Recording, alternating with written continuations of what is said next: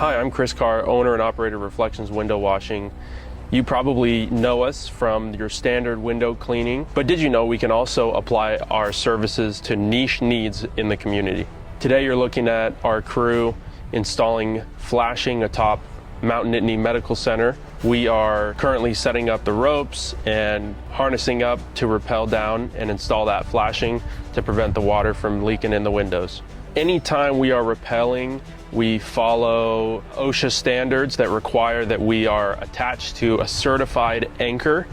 that is certified by an engineer, and we have the paperwork and everything. So working on Mount Nittany Medical Center, they have anchors on the roof that are certified, that are tested and allow us to rappel safely and get to those windows and stay there for an extended period of time, up to 8, 9, 10 hours, depending on the day, to do that exterior maintenance. A lot of the hazards that we have to look out for are hot edges, hot metal, where we could burn through a rope, or sharp edges we could cut through a rope. And so right now I'm atop of Mount Nittany Medical Center and making sure that that rope stays where it needs to stay and that they are operating within that OSHA compliance.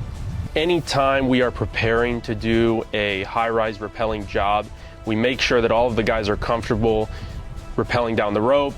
getting their safeties on, and also doing a self-rescue and also rescuing somebody else who's stuck on the rope.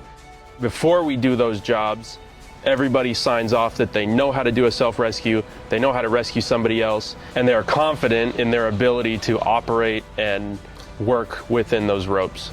Anytime we're hiring somebody, we either hire somebody with a lot of experience rappelling, or we put them through a process that allows them to learn all of the equipment from a very basic foundational standpoint, and then we take them kind of through the process and the journey of experiencing and understanding that equipment at a more advanced level to get them to the point where they're confident in their ability to operate and perform the job.